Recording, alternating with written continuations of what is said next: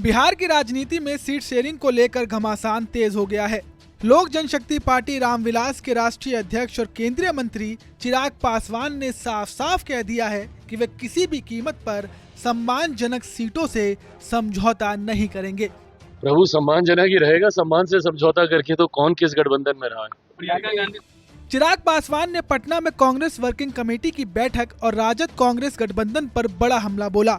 उन्होंने तंज कसते हुए कहा कि कांग्रेस बिना गठबंधन के चुनाव जीतने की हिम्मत नहीं रखती। यही वजह है कि इतने बड़े नेता पटना पहुंचकर दबाव की राजनीति कर रहे हैं। कांग्रेस में इतनी हिम्मत ही नहीं है ना। दिक्कत तो ये है भैया, देश की सबसे पुरानी पार्टी है। आप लड़के तो देखिए एक बार बिहार में अकेले चुनाव खोने के लिए है क्या आपके पास। उन्होंने कहा, नेता प्रतिपक्ष खुद कहते हैं कि 243 सीटों पर चुनाव लड़ेंगे। यही दबाव है जिसके कारण राहुल गांधी को इतनी लंबी यात्राएं करनी पड़ रही है। लेकिन आज तक कांग्रेस मुख्यमंत्री के चेहरे पर कोई स्पष्टता नहीं दे पाई है। चिराग ने आरजेडी और कांग्रेस की अंदरूनी खींचतान पर भी निशाना साधा। उन्होंने कहा कि पिछली बार हार का ठिकरा कांग्रेस पर फोड़ा गया था और अब कांग्रेस उसी का जवाब देने की कोशिश कर रही है।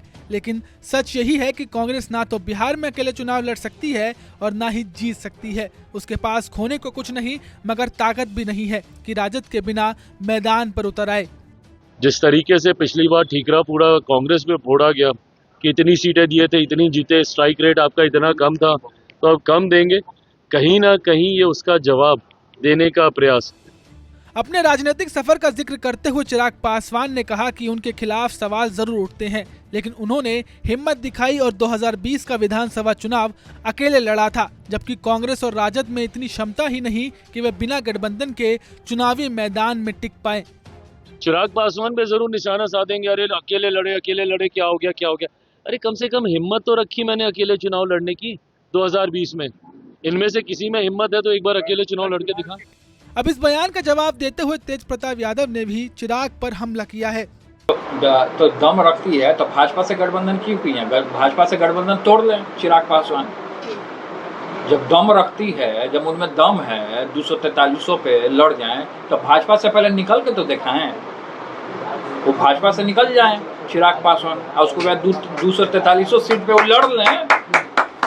आपको बता दें कि चिराग इस बात को लेकर क्लियर हैं कि भले ही वे एनडीए के साथ गठबंधन में हैं, लेकिन बिहार में सम्मान से कोई समझौता नहीं करेंगे। चिराग इससे पहले भी कई बार नीतीश सरकार पर हमला कर चुके हैं। मुझे इस बात का दुख होता है कि मैं एक ऐसी सरकार का यहाँ पे समर्थन कर रहा हूँ जहाँ पे अपराध पूरी तरीके से बेलगाम हो चुका है।